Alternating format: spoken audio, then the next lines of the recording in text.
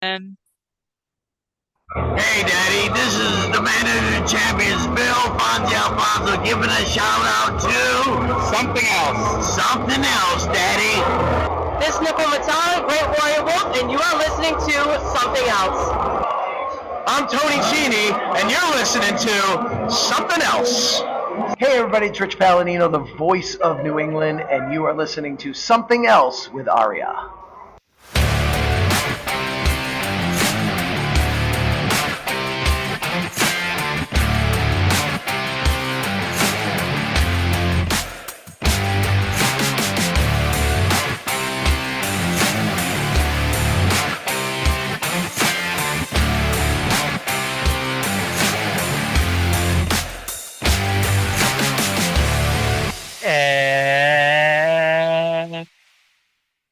welcome to episode number 234 of Something Else.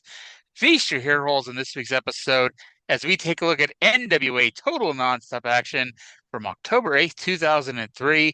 My name is Aria. Yes, I am aware I played the wrong Something Else theme for this show because you should play the TNA theme song, but oh well.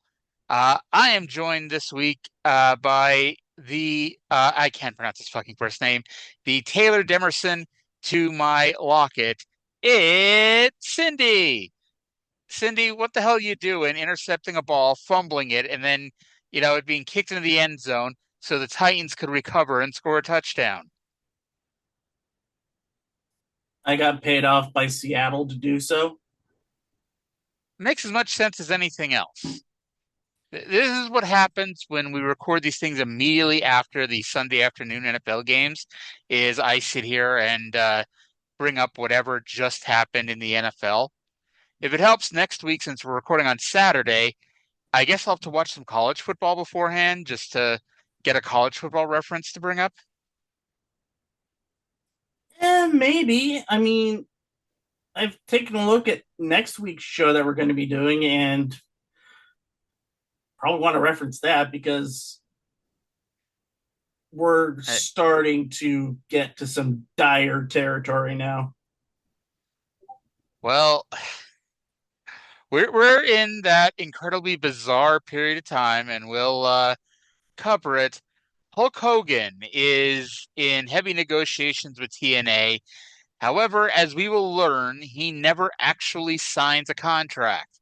And that leads to some situations that would be more embarrassing if TNA was more than what it was at this time.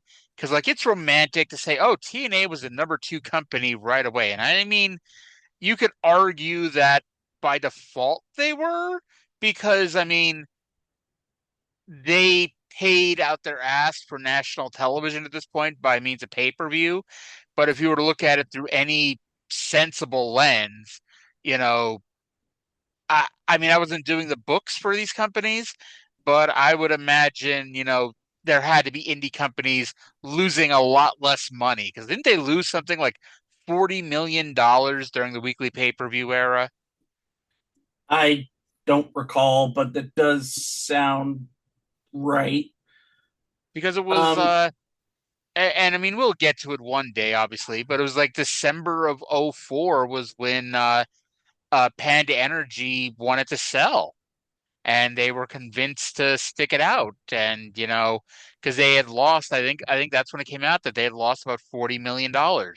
And even when you're a billion-dollar energy company, $40 million is a lot of fucking money. Oh, yeah. But hey, before we get into TNA number 66, let's tell you what all has happened in world of wrestling, and I kind of already got to it, but the saga of Hulk Hogan and TNA continued this week as a few days after this show that we're going to be talking about, Hulk Hogan had his match in New Japan Pro Wrestling, defeating Masahiro Chono, and the famous post-match angle occurred where Jeff Jarrett shows up to do an angle backstage, which will air on TNA, quote unquote, soon, where he attacked Hogan and hit him with a guitar. And of course, the funny thing is I believe, and I could be wrong, and I mean, please correct me if it aired next week or something, but I believe it's supposed to occur now after Jeff Jarrett officially turns heel. But in TNA canon, he's still a babyface. For a couple of weeks, he'll still be babyface. Yeah, well, yes, but as of right this minute, he's a tweener leaning babyface. Um, Now, according to Dave, right now the plan is for Hulk Hogan to do a phone interview on the October 22nd pay-per-view and do a live interview from the Nashville Fairgrounds on October 29th. We'll see how well that plays out. Now, we'll get to it. They actually announced the November 30th show on this show. They don't give any other details, which thankfully for them, they don't get to shoot themselves too many times in the foot. But right now, the three buildings in consideration for the November 30th show are the Nashville Fairgrounds, which, I think like everyone would chalk that up to a colossally bad idea if they did that. But the Nashville Fairgrounds with jacked up ticket prices. The other two options are the Nashville Municipal Auditorium or the Orleans Hotel in Las Vegas.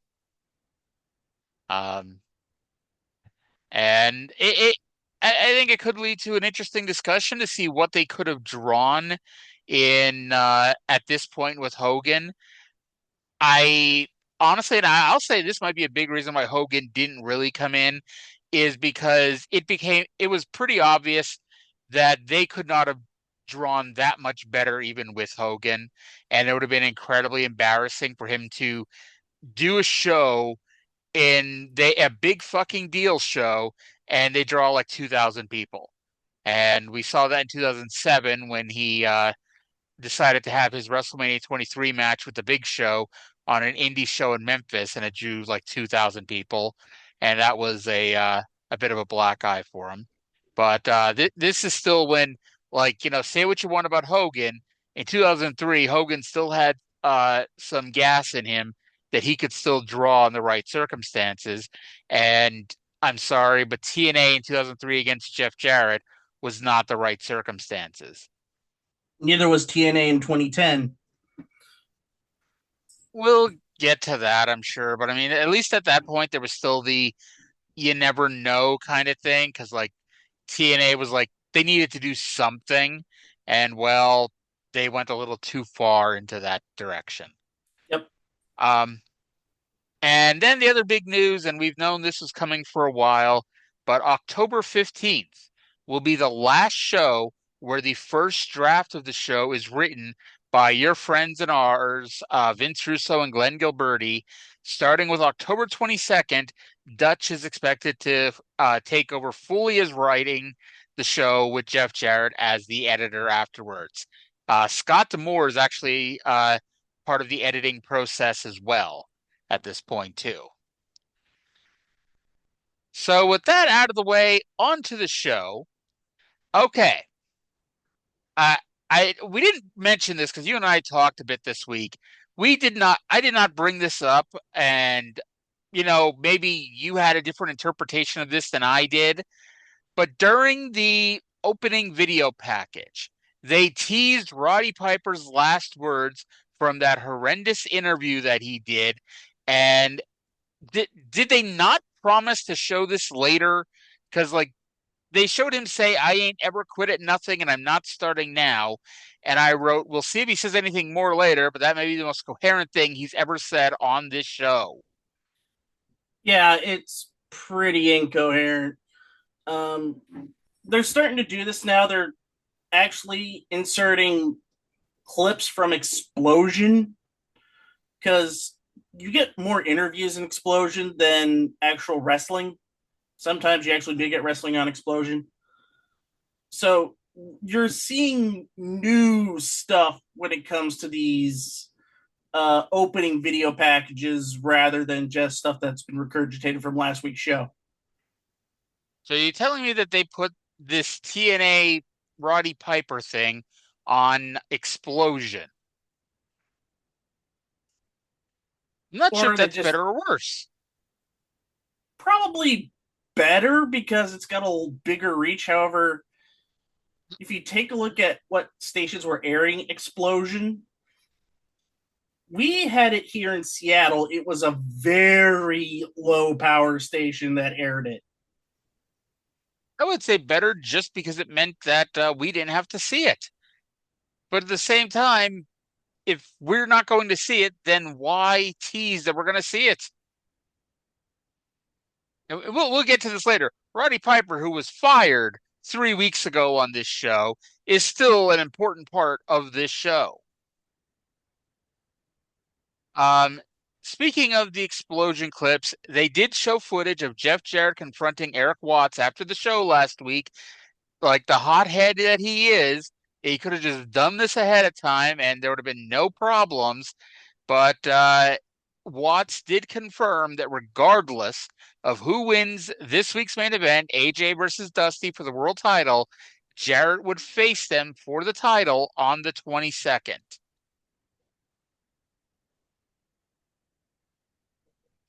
Which is fair, and it flies completely. It kind of undercuts one of Jarrett's big complaints that he's going to have for the next few weeks.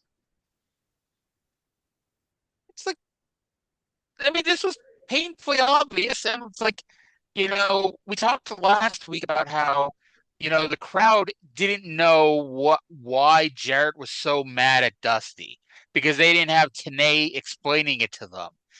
And it's like, that's the appropriate reaction is confusion. It's like, dude, you're obviously going to get the title shot. Why are you being so whiny about it? Because while Jeff Jarrett had to work all that time to get his rematch, Dusty just smacked AJ's ass a few times in order to get his shot. Well, maybe Jarrett should have spanked AJ. Yeah. So after the intro, Jeff Jarrett stormed to the ring and called Dusty Rhodes out to discuss what happened. So then when Dusty came out, Jarrett told him not to bring a mic because Jarrett only wants Dusty to listen, not to talk. And my point is, if that was the whole point that he didn't want Dusty to talk, why bother bringing Dusty out at all? We see 10 million promos on this show where they're talking to somebody else and they don't call that person out to come listen to them. There are monitors. Vince Russo proved last week that there are monitors backstage you can watch this show at. He might be the only person Russo might be the only person who does do that, but hey, it's proof somebody does. Mm-hmm. Who would have thought Vince Russo would be the smartest person in the promotion? Well, it's a toss-up between him and Don West, and 99 times out of 100, it's probably Don West. Jarrett said over the past week he realized Dusty is no different than any other legend. He's no different than Piper, no different than Brett, no different than Macho Man, no different than Hulk Hogan.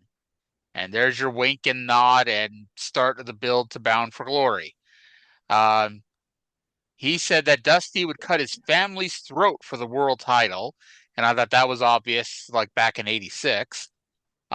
Jarrett said that people in Georgia, Florida, and Oklahoma are talking about Dusty's last title shot. And my thought is this makes Jarrett mad. Why? Because if people who don't know what TNA normally is are now talking about TNA, it might encourage people to buy your pay-per-view. Mind you, no one is at this point, but it's a nice theory. And anyway, so Dusty kept trying to talk, and Jarrett kept cutting him off. And Jarrett said he's going to get in his car and leave the building. Now, I have to ask you, if that was his plan, he's just going to come in, bitch, and then leave. Why'd he bother showing up? So you can get paid. Like you get paid more for a live appearance than you do a pre-tape. Has that ever been established on this show that that's how you get paid? Like, when I'm watching Mid-South, they tell you that the way you get paid is by wrestling, and then you get more by winning. And they've said, and this has been in more than just Mid-South, but a lot of these old promotions, that these interviews are paid by the wrestlers or the managers. So, you know, technically, if we go by that, since it's never been told that it's any different, then Jarrett technically paid to come onto this show to basically say he didn't want to be here and he's going to leave.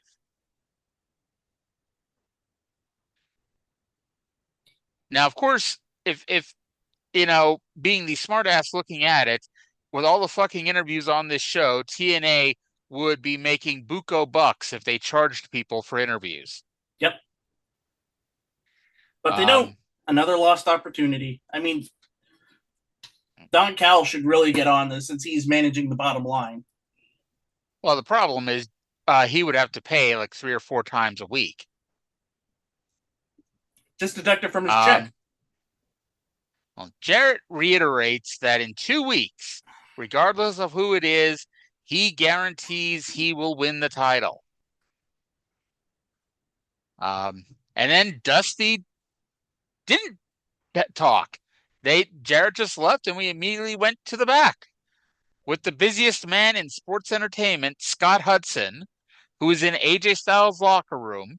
Hudson asked AJ about his match with Dusty and where is Vince Russo. AJ said he hasn't seen or heard from Russo all week. And I mean, to be fair, he did slap Russo last week. Cyndi, if you came over here and slapped me, I wouldn't want to fucking talk to you all week. No. And we are told that they broke up on Explosion, which they kind of show later, which is ridiculous because Russo's here at the end of the show anyway. But anyway, Sonny Siaki and ECMO walked in and said that they are there and that they would be involved. And AJ told Trinity to keep calling Russo. Oh. Anywho, your thoughts on these first two promos? I think this is the start of the solidification of Jeff Jarrett being healed. We'll see the actual turn in a couple weeks' time. Spoiler for a 22-year-old wrestling show. Who cares? I mean, somebody somewhere I think does, but yeah. Not really. All right. AJ sounds better here. He finally learned how to talk. And I wanted to bring this up to you as we segue, because the less I want to talk about the next segment, the better. Speaking about promos, you know how we talked about Amazing Red and how he's really couldn't cut a promo to save his life? Yes. Yes, we did. Well, he appeared on Impact a couple days ago. Apparently, Homicide wanted too much money, I'm assuming. Homicide probably wanted about $300. Of course, that's Red that's would a do lot it of for money. 200. Red may have done it just to bring the money in, or just for trans. Yeah. It looks like they shot this in New York, so he didn't have to. And it looks like it was at Amazing Red's school or whatever school that he was with the SATs, Quiet Storm, as they were talked about in this promo too. But he essentially gave Mike Santana the come to Jesus speech. Mm-hmm. And wrapping up with, how can you do it for your friends and your family and your father if you can't do it for yourself? So after 23 years in multiple promotions, Amazing Red finally learned how to cut a promo. Hey, it only took a few years to do that. Maybe Russo will now book him as a top guy.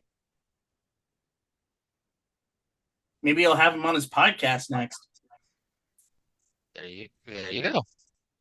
All right, so then we go to our opening match. The Red Shirt Security with Don Callis versus Chris Vaughn and D'Lo Brown, who allegedly had Rick Santel at ringside. I say allegedly because they told us Rick Santel was down there, but I don't remember Rick Santel ever being shown on camera.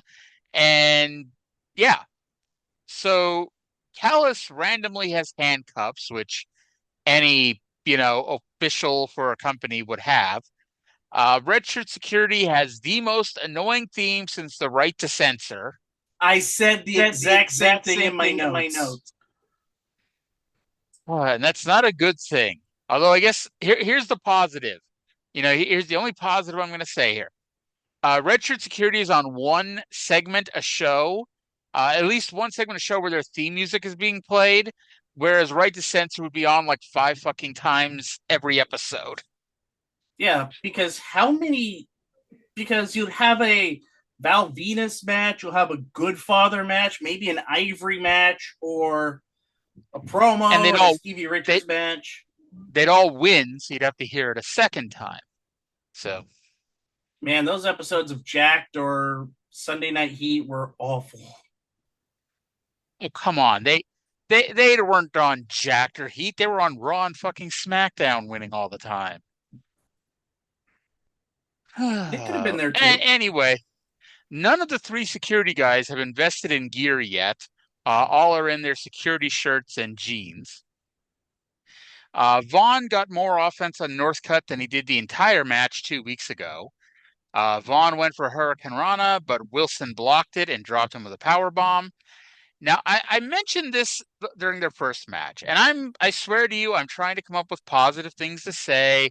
I'm not just the fuck TNA person, especially since, we're doing this for another year, regardless of whether common sense tells us to or not. But Chris Vaughn is one of those guys that was born 20 years too late. And I'm not saying this because Chris Vaughn would have been a world champion. Far from that. But Chris Vaughn takes a great ass kicking.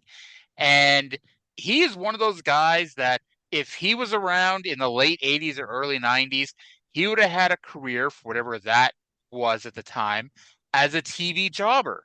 He would have been the guy on the Saturday nights, on the Superstars, on Worldwide, on Challenge.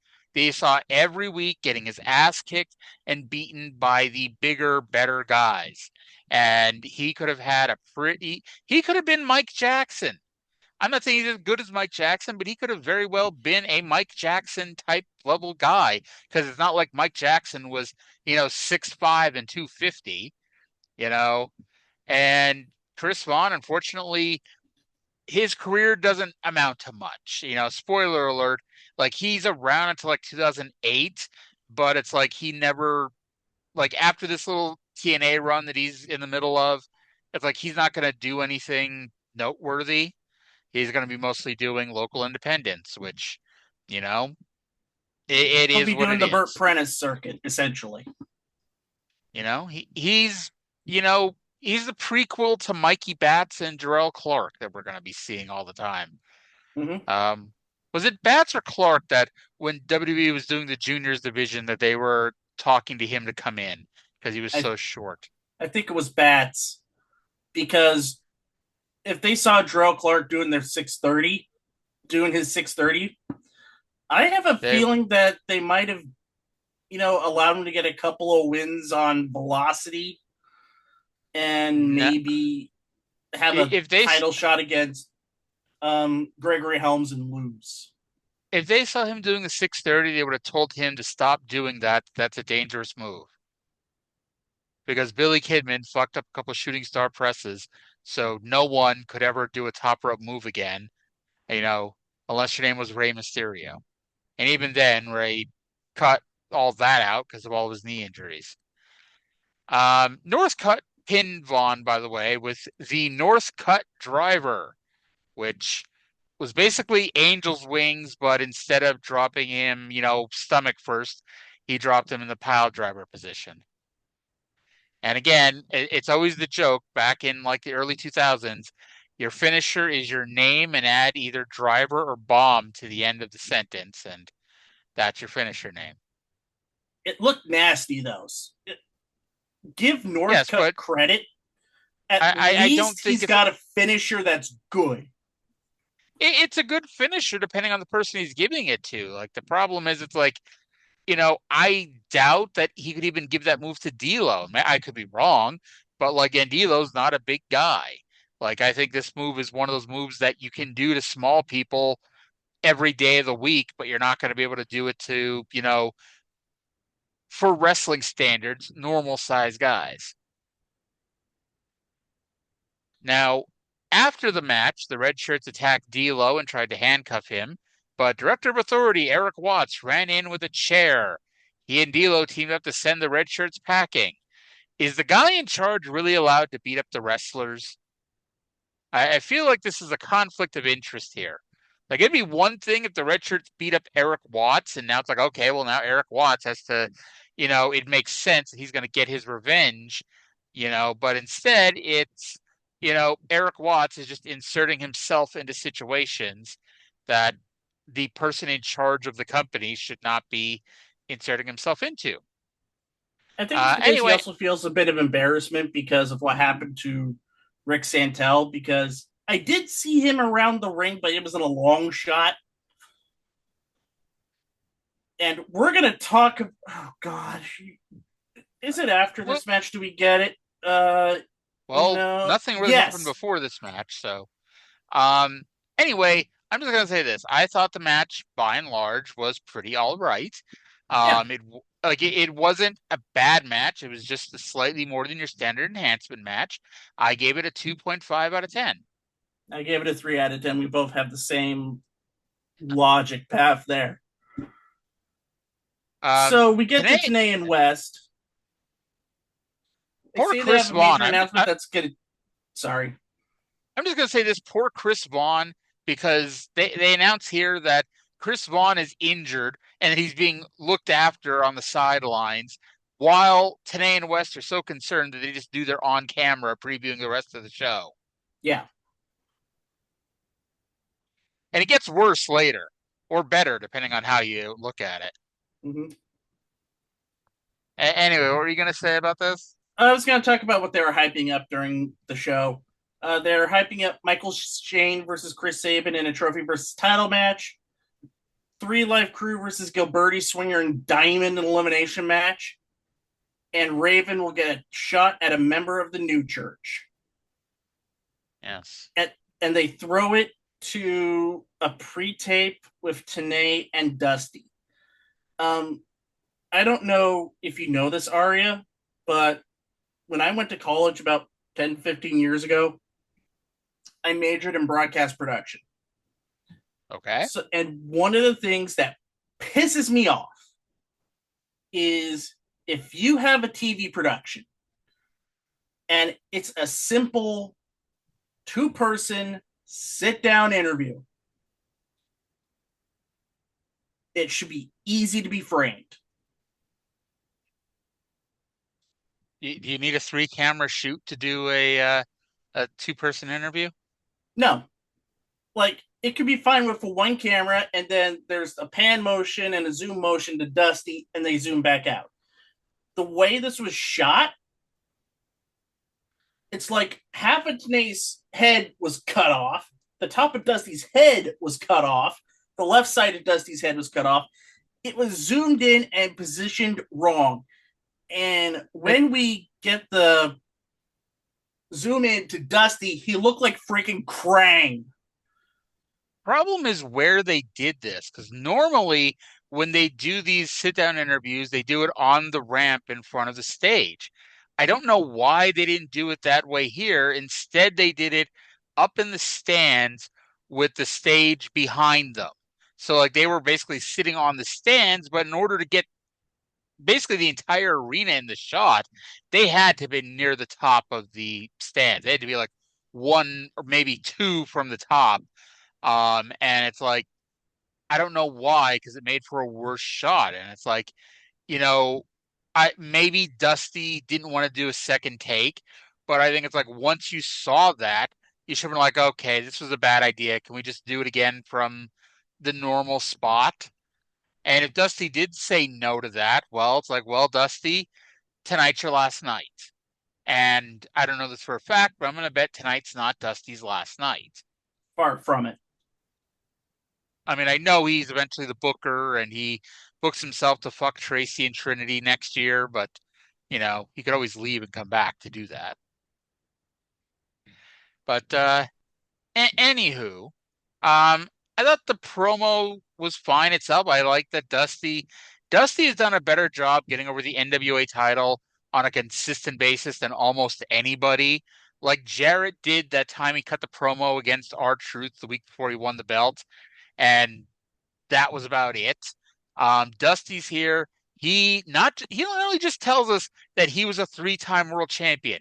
He's also telling you, hey, I'm not only a 3-time world champion, but here's all the stars that are big stars that've never won the world title. He mentions Wahoo and Dick Murdoch, and it's like, okay, now mind you, like if you're an actual knowledgeable fan from that time period, Wahoo and Dick Murdoch were never going to be considered for the NWA world title. But the average fan doesn't need to know that. They just know, hey, look at these big stars that never won the title.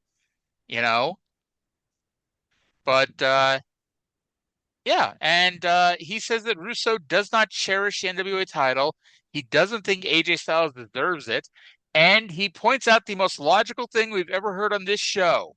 If the situation with him and Jeff Jarrett were reversed, where Dusty had a guaranteed title shot in 3 weeks and Jeff Jarrett could book his own match, Jeff Jarrett would have booked himself in a world title match too. Exactly. It's the fallacies of Jarrett turning heel, which makes it makes dunking on him and hating him a lot easier. Especially since, and I know we're going to get to there's a month where he doesn't have the title in April, but Jarrett's about to win the title and hold it pretty much nonstop until May of 2005. Yeah. And then when he June of 2005. May was is that when May was it? No, he didn't. He wasn't in that match. He was in the month before against AJ with Tito Ortiz as the referee. That he was still trying to win, by the way, and had to be convinced to lose. And then he got taken out of King of the Mountain because he refused to lose the match. And then by the time, because then they were on. That was when they were off FSN and ended up going to just the internet. And by the time they went back on the Spike TV, Jarrett had the world title again. So to the majority of the TNA audience, Jeff Jarrett's going to have the world title until February of 2006. But there is a 4-month break, without him as the champion in 2005. It's just the vast majority of it isn't on TV. Unless you live in Orlando. Didn't they still have the TV on a random sports station in Orlando, I think? Yeah, Sun Sports. Yeah. But yeah, that's us bitching for another day.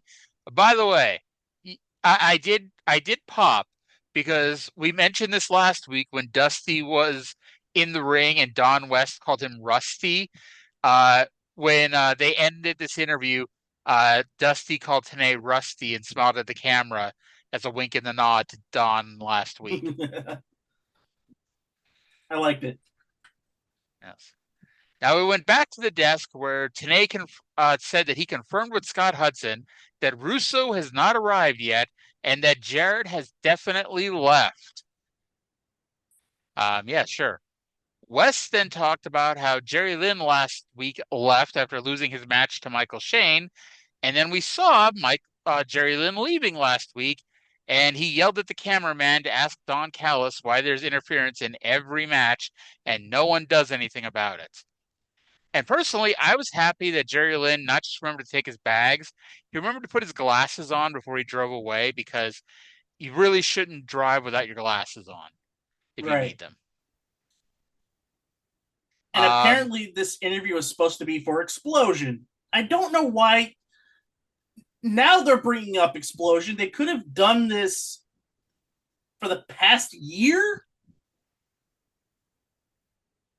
I don't get it. But I do get this. It's like they're trying to make Explosion a thing, and Explosion has never been a thing and will never be a thing.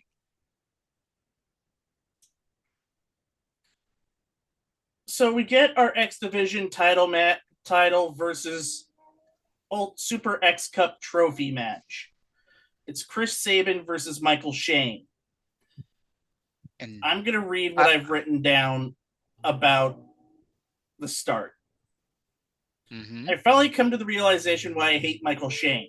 Compared to all talent in the X Division at the time, i.e., Daniels, Sabin, Kazarian, Lynn, Hoovy, Nasawa, etc., Michael Shane is white bread and desperately trying to beat early 90s Shawn Michaels in every way. He doesn't do anything special. It's nepotism at its finest.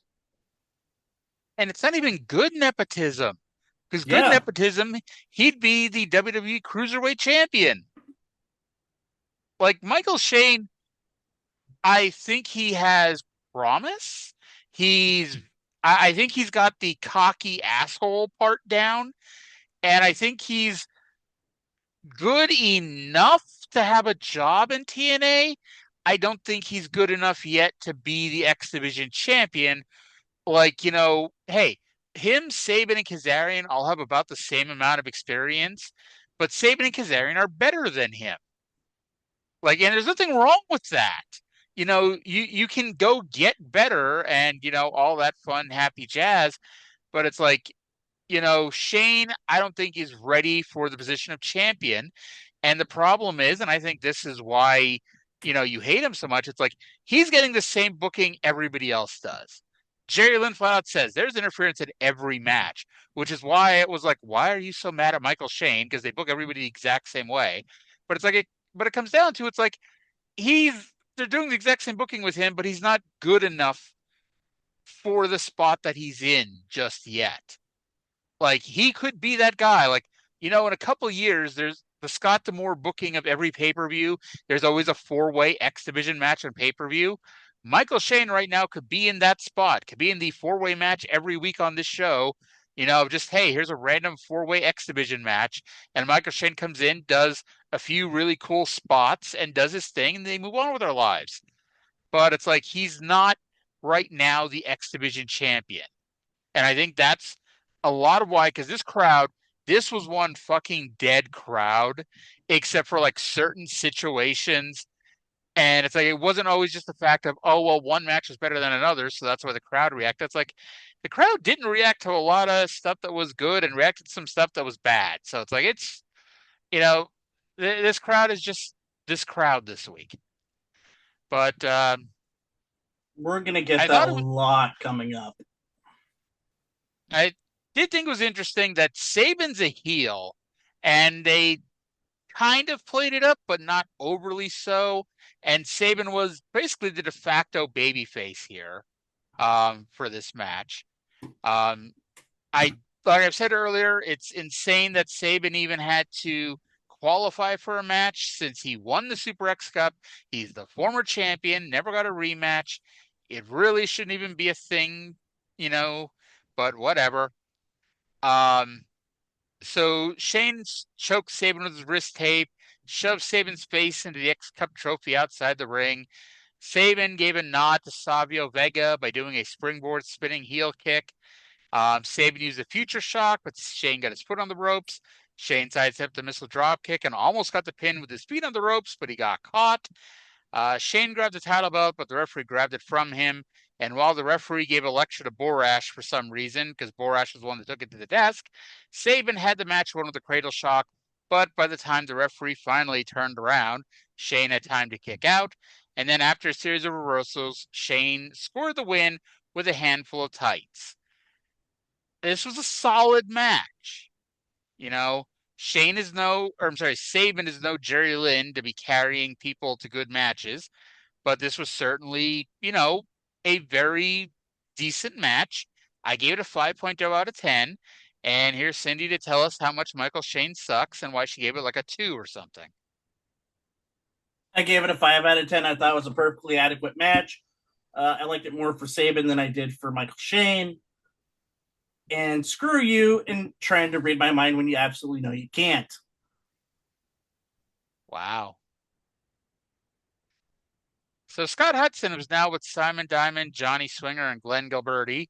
Diamond said they're A-list wrestlers, while Three Live Crew are B-level rappers. Glenn and Swinger dissed them while David Young walked up and was mad about being hit with a chair last week. Glenn explained that he hits Swinger and Diamond with chairs all the time. It's what they do to show love.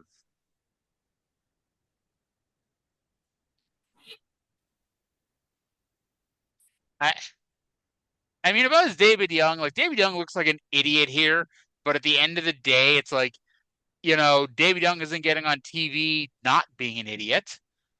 So he may as well make a few bucks here being on TV. Mm-hmm. All right. So then we go to our six-man elimination tag team match. It is the NWA Tag Team Champions Johnny Swinger and Simon Diamond and Glenn Gilberti versus Three Live Crew. Now, as mentioned a few times, Swinger had an emergency appendectomy 2 weeks ago and is back in the ring already. Now, much like whoever it was on Mid South that had a separated shoulder a few weeks ago or a few months ago, and I was like, yeah, sure, they had a separated shoulder and they're already back. I was like, how the hell is he already back from an emergency appendectomy? Well, it turns out that most patients are able to resume normal activity in 2 to 4 weeks, and we're at 2 weeks. So it is possible that that is the case. Now, before we go into this match, I'm going to go on a teeny tiny little bit of a rant. Last week, we talked about how the first 8 minutes of the show, there was no announcer audio. It was just all audience noise and ring noise. And they never mentioned it at all the rest of the show. And so then the start of the show happens, and the shows continue. We had the first match, and we had the second match, and we had some promos. We had an angle or two. And then 37 minutes into the show, Mike Tenay apologized for last week's audio issues. I'm not sure if this was better or worse than just ignoring it. And then his excuse did not make it any better. He said that they have upgraded their audio equipment to the best audio equipment available in 2003, and somehow that's why it didn't work, because they were still trying to figure out the kinks of this new audio system. Maybe that should have been done before using it on a live show. Yeah, maybe pre-tape. Maybe during your pre-tapes a couple days ago, you could have worked this out. Look, early in the afternoon, they could have run through this shit. Because, I don't know when Tenay and West show up, but I imagine they show up fairly early in the day, like everybody else does. But what the fuck ever. Now, Johnny Swinger, and this was what made me laugh, because I assumed that he would be in for maybe a spot and be immediately eliminated just to get him out of the match, or they do the thing they did last week with David Young, where it's like, oh, David Young is going to take Johnny Swinger's place for this match. But that is not what happened. Johnny Swinger was in this fucking match almost the entire damn time that he was in the match. And they tried to talk about how Truth was in this match for so long. I don't know. I didn't even know Truth ever being in the match until the end of the match. But BG and Konnan are, as always, the worst two-thirds of Three Live Crew. Konnan did a rolling STF to Swinger. Not even sure how that's possible, but that's what he did. Diamond kept trying to help, but kept being dropped. Gilberti hooks Konnan's leg, and Swinger pinned him after a double STO. Turnabout was fair play, as Konnan then tripped Swinger and let BG pin him with a pump handle slam. Truth kept trying to help when BG was being double teamed, but that never works. While the referees shoot him away, BG got hit with a chartbuster and a super kick that led to him being eliminated. From here, Truth took out Diamond with a front suplex, leaving Truth versus Gilberti. Now, I did not pull out the stopwatch to see how long they went, but Ron Killings versus Glenn Gilberti must have went at least 3 minutes on their own. At least.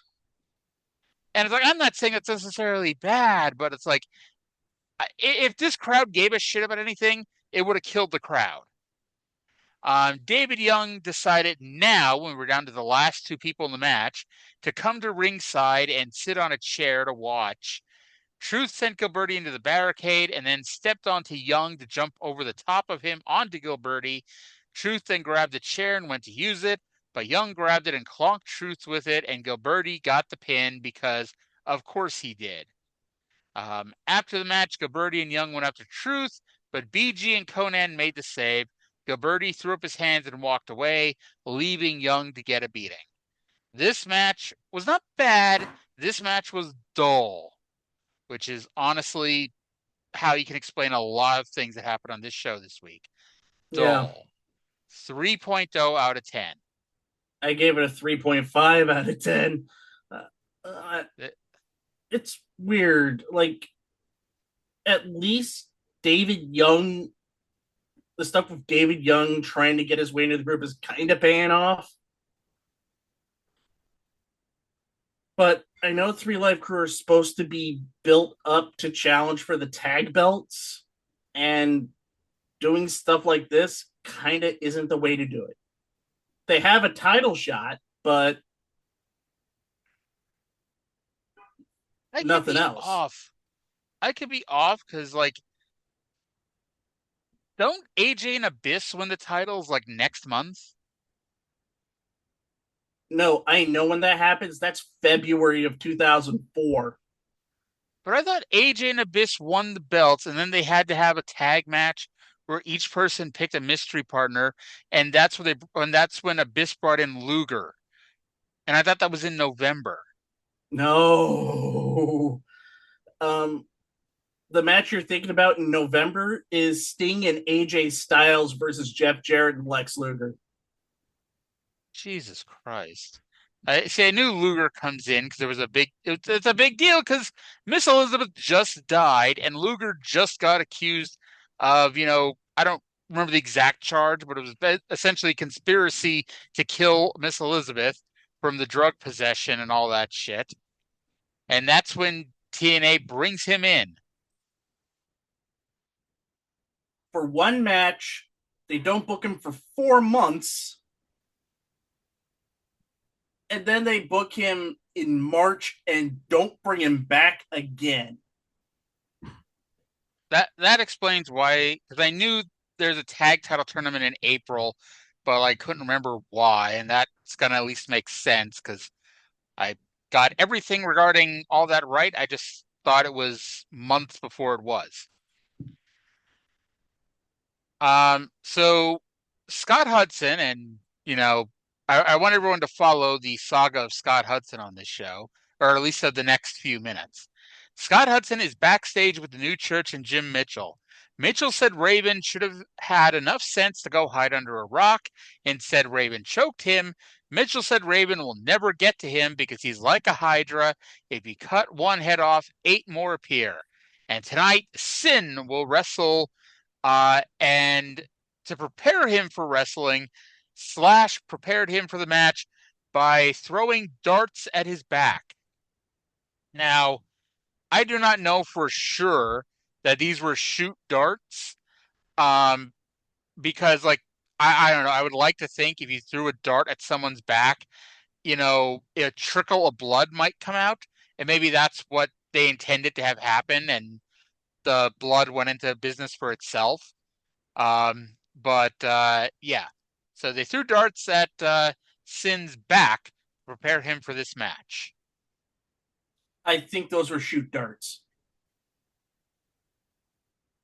I don't know. I was expecting a little bit of blood, but you know. And Slash threw it with force. It wasn't just he threw it like he was going for the UK Cup final. Like he was going up against Phil the Power Taylor.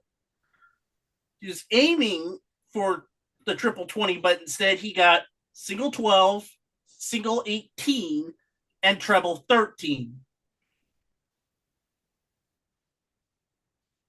Ladies and gentlemen, we've now reached the point where obscure dart knowledge is known for enjoying this podcast.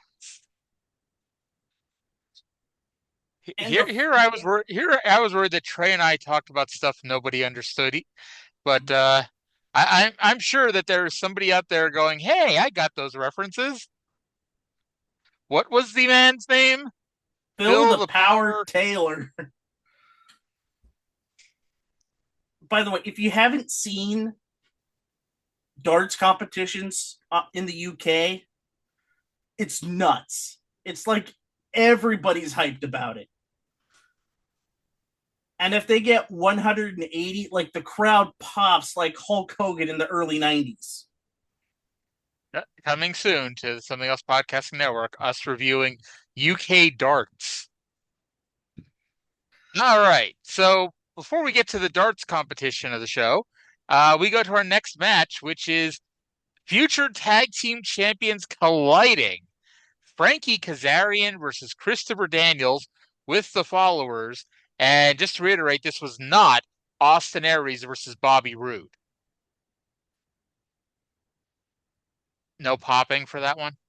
No, I forgot they even wrestled. You forgot that Kazarian and Daniels wrestled on this show? No, I forgot that Aries and Bobby Roode wrestled before they became the Dirty Heels. Well, that was just a reference to Christy Hemme calling them Daniels and Kazarian that time. Oh, okay. Anyway, Kazarian doing his new gimmick of there's apparently no hot women in Southern California, came out with a bouquet of flowers for one of the cage dancers, and it was not the normal cage dancer, so I don't know. Um, Now, I hope everyone is sitting down for this. Cyndi, are you sitting down? Yeah. Kazarian and Christopher Daniels are very good at professional wrestling. No. Yep, yep. A minute in, this match was already the best match on the show. And yeah, it is the best match on the entire show, at least by a little bit, depending on your opinion of the next match. Um, so Kazarian took out one of Daniels' followers with a suicide dive, but Daniels got himself back in the ring. During this match, we had a picture-in-picture where Scott Hudson was standing outside with AJ Styles and his gang, waiting for Vince Russo. At one point, the Crack production team had a picture-in-picture of the same shot of Kazarian and Daniels wrestle. I'm sure that's because they upgraded their video to the best video possible. They're still working out the kinks. Nope. Daniels did a Uranagi and a best moonsault ever for a 2 count. A bunch of reversals led to a brogue kick by Kazarian. Second time this week someone's using the brogue kick on this show. One of the followers got on the apron, which was ultimately done so Daniels could run into him. Kaz hit a wave of the future, but Daniels got his foot on the ropes. A follower hooked Kazarian's legs, and Daniels won with an angel's wings. That's the third time in the last 2 matches that somebody got pinned after someone from the floor hooked someone's leg. And I mean, then we've seen 90s jobber matches when they have the heel manager. When they have back-to-back heel managers, like WCW would have a Regal match where Sir William might hook a foot or two. but it And wouldn't then we be the have finish of multiple matches back to back to back. exactly. That's what I mean. It's the setup. Like, and the way TNA is doing it's like, hey, match is over. Uh, by the way, do you remember when they put out the Tag Teams DVD like 10, 15 years ago? I bought that, and then there was like 5 straight matches on it that all had the exact same finish, where a manager threw a cane into the ring and it got used for the finish. It's like Vince Russo booked the DVD. Uh, After the match, Daniels said having followers is doing him no good, so he's going to call his brothers. And I note this was the first time the entire show that the crowd woke up for what was going on in the ring. 6.5 out of 10. 6 out of 10. I honestly thought this was the best match on the show by a country mile. I wouldn't say a country mile because I thought the next match was pretty good. But, after those 2 matches, it is a big leap between those two and the next best match on the show. I think, Yeah. let me put, not a big leap. I guess I gave Michael Shane a 5, but after that, it's a whole bunch of 2s and 1s the rest of the show. Then Scott Hudson, who in the past, I don't know, 7 to 10 minutes was in the back with the New Church, outside with AJ Styles and crew, is now inside somewhere in Raven's lair. And Raven, this explains, by the way, why Scott Hudson is so thin. He's just running all over the fucking Fairgrounds Arena for 2 hours. Raven told CM Punk and Julio to stay backstage for his match tonight.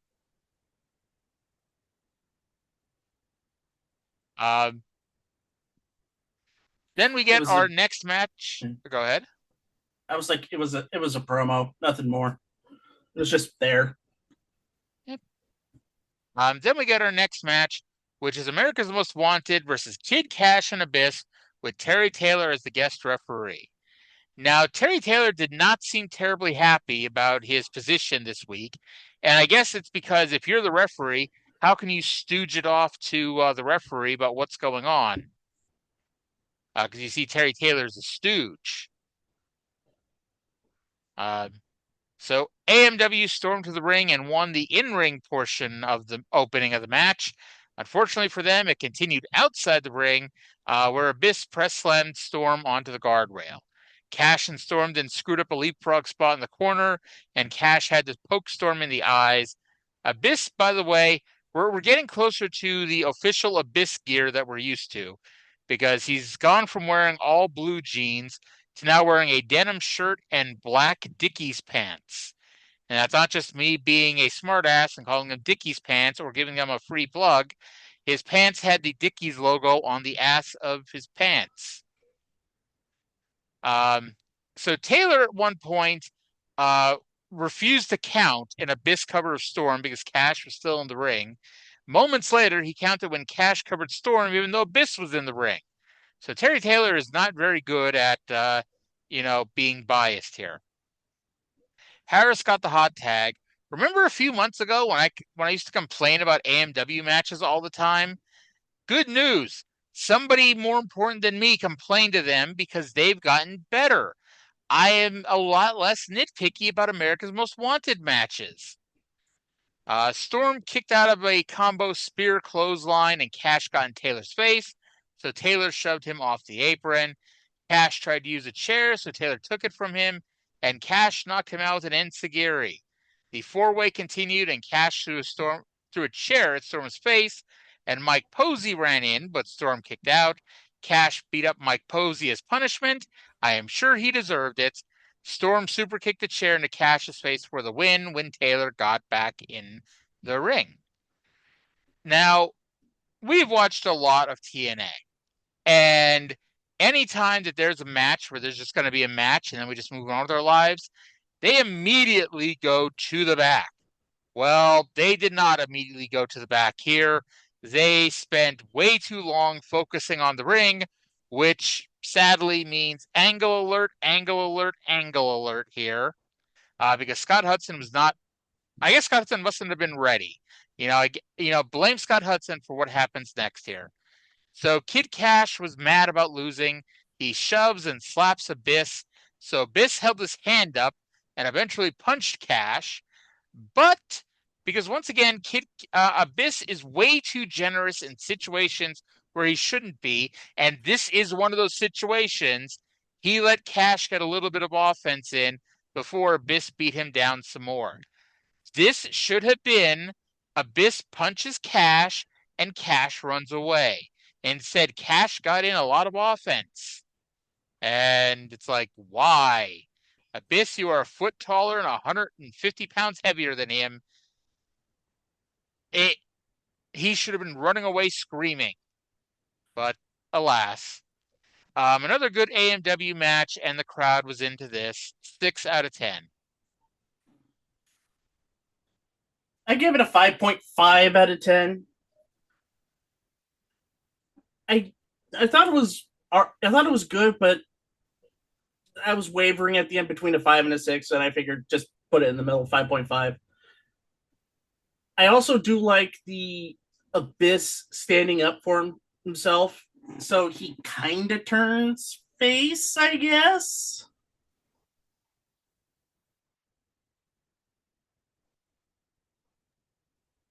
See, I don't. And I guess it's also just me knowing that he doesn't turn babyface anytime soon.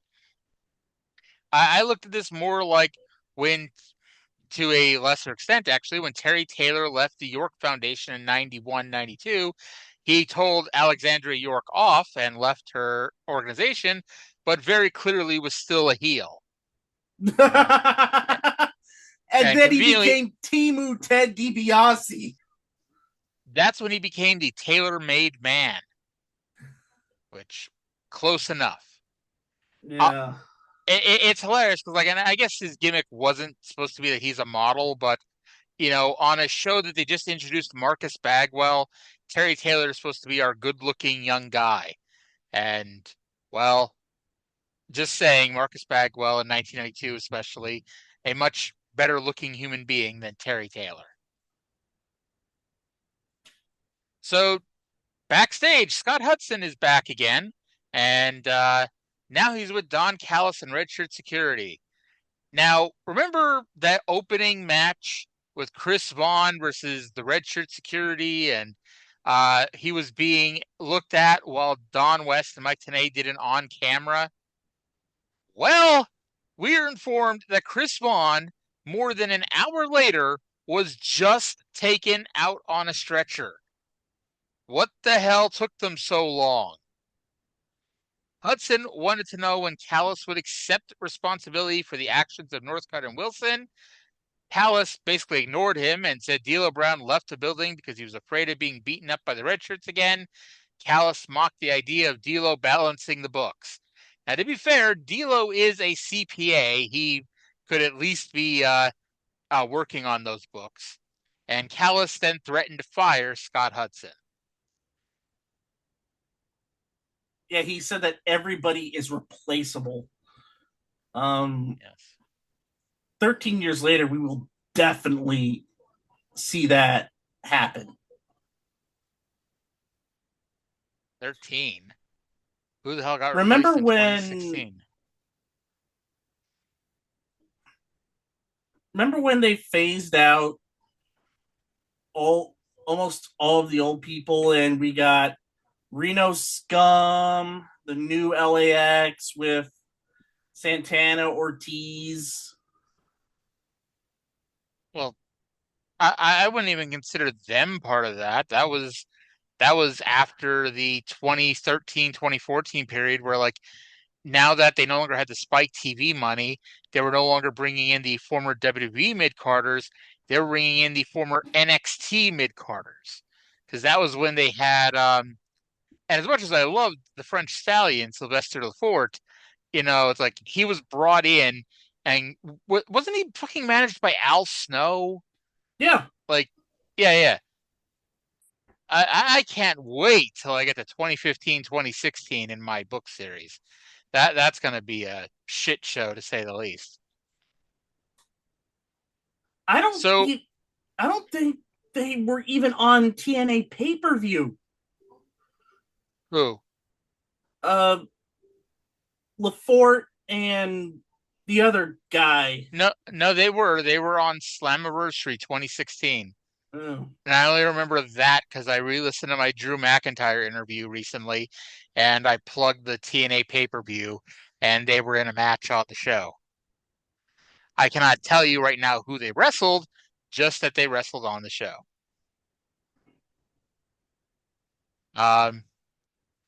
So then we get, I don't know, weird may not be the right word, but we got a paid advertisement with Shane Douglas where he is looking for someone to be his part of his new franchise, and they're making a point to say that it'd be somebody outside of TNA, even though, spoiler alert, it's not. So I don't know what the point of all this ended up being. I know what happens, and we are just retconning Team Bitch Slap. Let's say, isn't it Michael Shane and Tracy Brooks? Yeah, so they're retconning Tracy's stuff. So they're pretending Tracy was not in the company for like 3 months. Yeah. Oh, yippee! That's gonna be fun. Because By the way, it's of all the people that you can pretend is an entirely different person, Tracy Brooks is probably not that person. nope. I mean, there are parts for that you can't forget. By the way, I Although, also looked up the Slammiversary 2016 card. mhm. I'm kind of glad I didn't see this match because this sounds awful. Is it the Bromans? No, the Bromans were part of a were wrestling Decay for the tag titles. So The Crazy trade, Steve and Abyss? yeah. So I the mean, that Tribunal, that, that doesn't sound terrible. no, The but listen to the Bromans was, Tribunal face, which was Sylvester Lafort when they were Basil yep. Baraka or Baron Dax or whoever. They wrestled Grado and Mahabali Shira. Holy fuck. How long did that match go? Mercifully, it was the shortest match on the main. It was the second shortest match on the main card. It was 7 minutes 39 seconds. Jesus H. Christ. Wasn't that show also like, and for some reason this is stuck with me. Didn't like James Storm take on the Blade? Yeah, Yeah. Just telling me that that match went 7 minutes tells me everything I need to know about the rest of the show. at least the main event was pretty damn good. It was Lashley versus Drew McIntyre. Yes, in a match we had to win by submission, even though Drew McIntyre had zero submissions. I think I asked him about that, but I may have chickened out. Yeah, Um, makes sense. because I only had Drew McIntyre on the show because TNA, it was a TNA promotional thing. So it wasn't like I went out of my way and got Drew and now we get to diss the company or anything. Anyway, up next it was Sinn with Jim Mitchell versus Raven in a loser leaves town for about 6 months match. What an oddball stipulation. But at least it's better than last week's loser must die in 36 days match with Mad Mikey. Poor Mad Mikey. Yeah. So Raven beat down Sinn for a few seconds and then tried valiantly to put a dog collar on his own neck, but live TV is a bitch sometimes, so he gave up and just chased after Mitchell.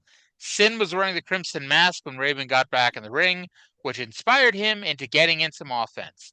Not a lot of offense, but some. Raven won with the Raven effect in less than 3 minutes. I know I've made this joke before, but Stacy Cornett could have done better. Um, After the match, Raven choked out Sinn with the chain and then hung him over the top rope until Mitchell hit Raven with his cane. Slash ran in to stop Raven from beating up his manager, but Raven beat him up. Vampiro ran in to stop Raven from beating up his manager, and this actually worked. We got a 2-on-1 on Raven because Sinn, I guess, was embarrassed by his quick loss. Vampiro and Slash dragged Raven to the same area where they hung him 2 weeks ago, and hey, they learned their lesson. It actually looked like they were hanging him this time. CM Punk and Julio De Niro did what Raven told them not to do and ran in for the save. I gave this match a 2.0 out of 10. It was not long enough to either be good or bad. It was 2.5. Same mindset again. Did Sinn's Gusher qualify for the Muda meter or no? I wouldn't think so. No, there was no leaking of blood or anything like that. It was just a good solid crimson mask. Okay. All right, then we got the big announcement. And talk about jumping the gun, ladies and gentlemen. Mike Tenay announces that on Sunday night, November 30th, 2003, TNA will present their first ever 3-hour mega pay-per-view event, Bound for Glory. Spoiler alert, no they won't.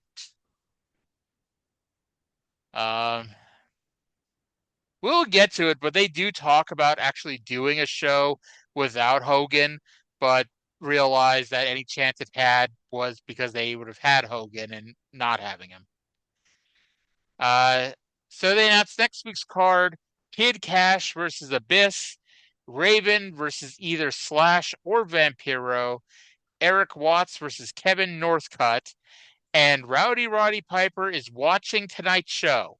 And despite the fact that he was fired a month ago, he'll be allowed to come next week to make a statement. First of all, let's just say this. This show sounds awful next week. Yeah. And I'll tell you, they announce a match here in a few minutes. It doesn't make next week's show sound any better. Yes. Okay. I'm just going to ask this. When you get fired from your job, are you allowed to show up for a month after the fact? And even if you were, why would you do that? Especially when it's part of this story and everyone knows you got fired. So why do you keep coming back to the job that you've been fired from? And it's not even like a Steve Austin angle where he's going to get his job back and everyone's going to be happy. He's been fired and no one seems to really care all that much.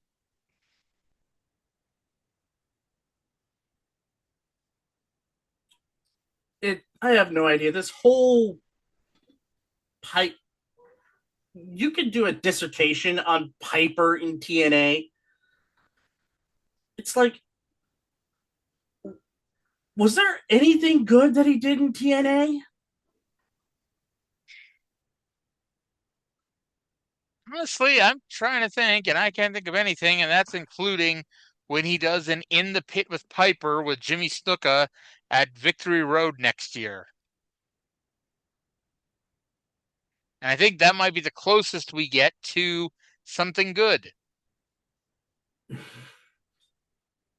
And that is immediately negated because a few days after that, it's the best damn show, and he does it with Chris Rose and Johnny Fairplay. Somebody choke me now. Oh God, I just remembered Johnny Fairplay comes in a couple of months. Good Lord. Johnny Fairplay is currently lying about his grandmother on Survivor.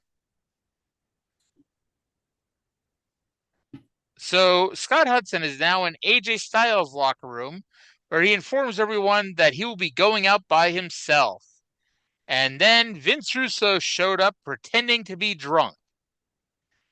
Has this man ever drank in his life? I don't know. I don't know his life. Maybe he has, maybe he hasn't. But it's like, for Pete's sake, he's been around wrestlers forever. This is the best he could do to pretend to be drunk. It's so cartoony and over the top. It's like he's sitcom drunk.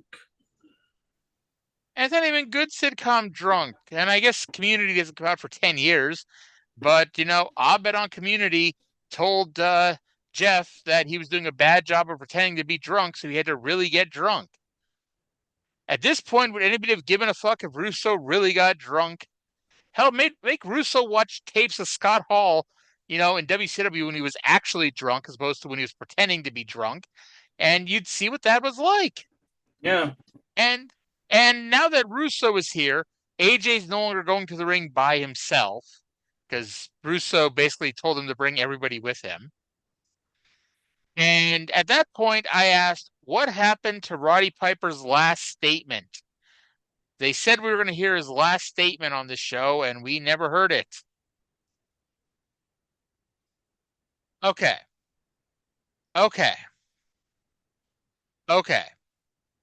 Main event time. NWA champion AJ Styles with Trinity and Vince Russo versus Dusty Rhodes. Now, first, I guess Sonny Siaki and ECMO aren't part of everybody since they weren't out there. And we were also told that Raven went to the emergency room. So I guess the medics learned their lesson with how long it took them to take Chris Vaughn away. Or maybe there's a pecking order. The top stars go to the emergency room faster than the jobbers. But okay. So when I opened the file and started watching this week's show, it was an hour and 56 minutes. And knowing these shows are 2 hours, that typically means an hour and 50 minutes. And so I was like, okay, you know, what I figured happened is what happens sometimes at the end of the Mid-South shows, where like a little bit of the next show kind of bleeds on to the one file. So I'm like, okay, this show's gonna end at like the hour and 52 minute mark, and like there'll be like some bleed over from next week's show onto the end of it, especially because, and this is important to note, this match starts at like the hour and 30 minute mark. Well, a little later than that, like the hour and 35 minute mark or so. So that meant there were 21 minutes of pay-per-view time left. Because, spoiler alert, it is not one of those situations that it gets dropped off at the end. It goes all the way to the hour and 56 minute mark before the show comes to an official conclusion. This match, somebody, and I don't care if it was Dutch Mantel, I don't care if it was Vince Russo, I don't care if it was Glenn Gilberti, I don't care if it was Dusty Rhodes, I don't care if it was Jeff Jarrett. Somebody booked this match from bell to bell to go 16 minutes. Who the fuck booked this match to go 16 minutes? What I don't circle of know, hell? but I have a good idea that Dusty had a big hand in it. I don't know about that either. I don't think Dusty's that dumb. Even at his most egotistical, which you could argue he kind of was around this time, I don't think Dusty was that dumb. Dusty was smart enough to know his limitations. And yeah. Now here's the positive. This was a bad match, no doubt. But this was a good learning experience for AJ Styles. Because AJ Styles had to do a 16-minute match with somebody who could not, would not, will not take AJ Styles' offense. This match was a lot of punch kick, to quote Dominic DeNucci. This was AJ bouncing around like a ping pong ball and AJ having to carry a lesser opponent. And thankfully, no one had the brilliant idea to have them do a 60-minute draw. Because I'm going to bet there's probably at least one human being out there that would have booked this match to do a 60-minute draw.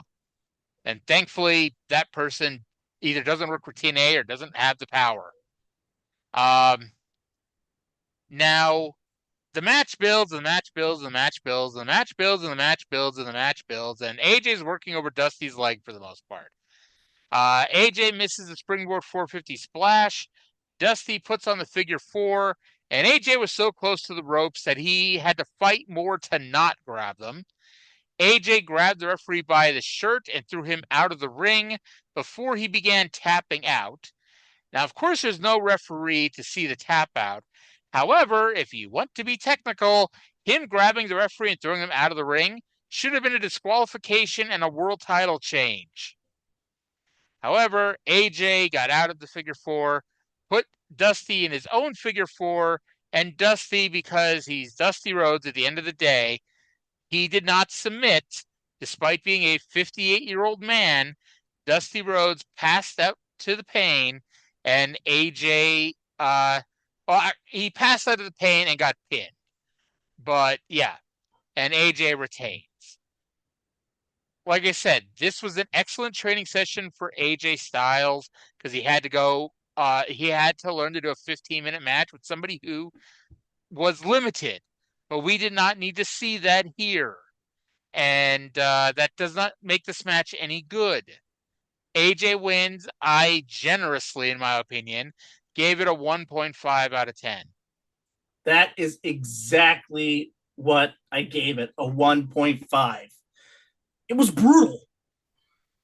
I could not believe this match went almost 16 minutes. I was like And watching it and I'm like, I'm like, okay, this match has to end sometime soon, and it just kept going. Yeah. And it nothing worked. It was meandering. It's nothing that we expect from an AJ match. But even then, I compare this match in the way it was booked to how it should have been booked to remember Great American Bash 91? I do. The way Richard Morton versus Robert Gibson was booked. I remember that. It only went 20 friggin' minutes. Too damn long, too damn boring, and it was a screwy finish. Now back to this match, same thing applies. Bland, boring, and it shouldn't have gone 15. You could have taken 8 minutes off of this match. And no one would have cried. No one would have cried. And I have to. What match was objectively worse? This or his match with the Sandman? This. Yeah. The Sandman match, at least I don't have it right in front of me, but I'm going to bet it only went like 5 minutes. This match went 15. And then, of course, again, show can't just end at this point. After the match, Russo wants to whip Dusty to get back at Dusty whipping other people. But Dusty somehow got Russo's beer bottle to protect himself with, which didn't really help because we got a 3-on-1 beating. Black shirt security, one of whom I'm pretty sure was the same Chris Vaughn, who just got taken to the hospital 40 minutes ago, ran in, but they got beat up by Siaki and Ekamo, who ran in. AMW ran for the save, but AJ beat them up with a bat. Russo told Trinity to take off Dusty's pants, and thankfully nobody listens to Vince Russo anymore because nobody took off Dusty's pants. Jeff Jarrett magically returned to hit people with chairs. He teased hitting Dusty with a chair, but didn't. Russo screamed that it's over. October 22nd, he'll make sure Jarrett doesn't win the NWA title. And this is where I wrote that as a reminder, the original plan was for Russo to help Jarrett win the title on the 22nd. And it's so obvious. It's so obvious watching this that was the plan. Because it's like, this is the classic Vince Russo swerve. They're going so hard in the you're gonna lose, I'm gonna make sure you lose direction that he's gonna help screw over AJ. And thank God for Hulk Hogan. Yep. That's gonna be one taken out of context, but thank God for Hulk Hogan. And then the show's not even over yet.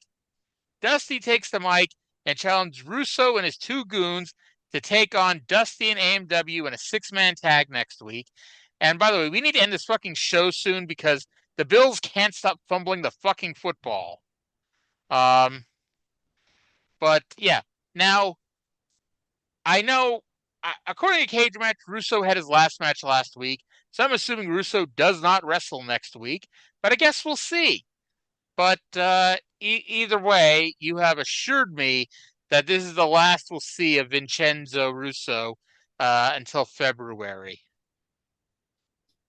Next week will be the last what we see of him, but you will enjoy that episode, that segment.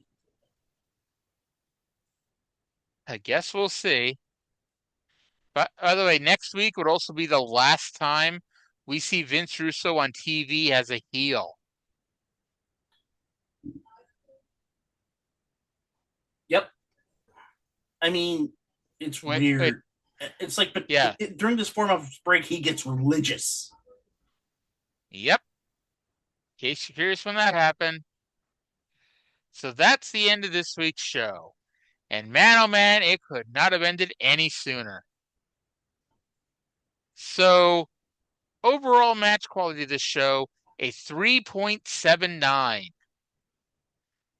Less than 2 stars a match. Overall enjoyment, 3.0. This was a miss.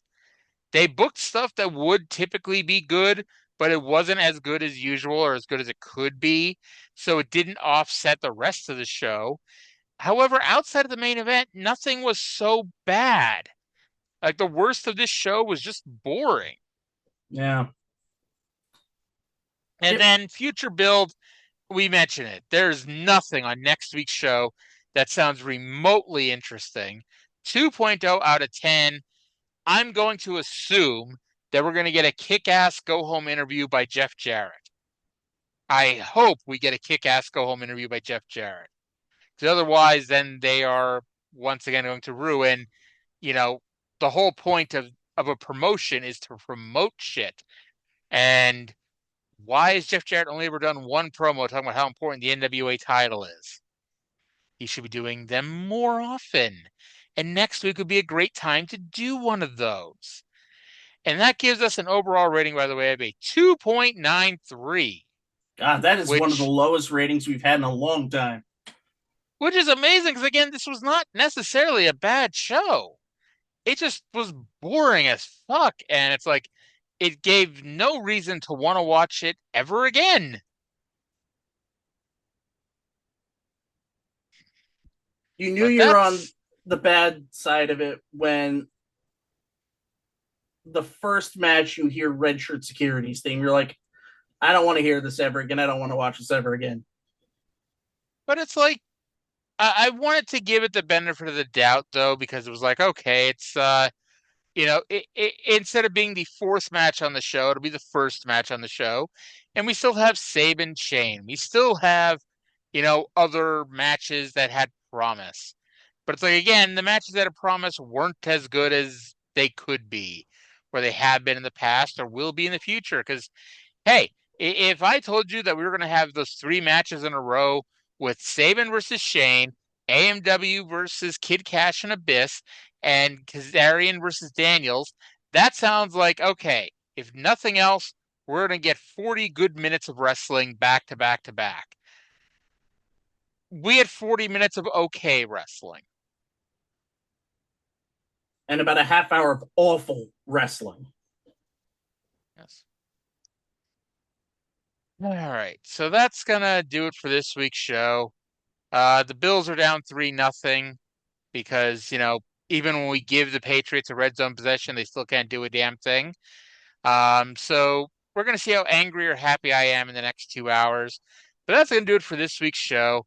Hope you all enjoyed the show. Cyndi, tell us about some video game or board game or game show that you're playing or watching that, is a head scratcher to most people. I just hope the Mariners don't embarrass themselves in the ALDS. You can be swept and not embarrass yourself. Here's the thing. We're the number 2 seeds. We should be beating Detroit, who limped in. Just but the end two the show. seeds playing the 2 seeds playing the 3 seed. It's another division winner. No, Detroit didn't win. They're the 6 seed. Okay, did I just not pay attention how the playoffs go now? That the wild card team is the 4 seed. No, there are 3 playoff teams now. There are now 3 wild card teams. Okay, I'm done. All right, thank you all for listening. Talk to you again in 7 days.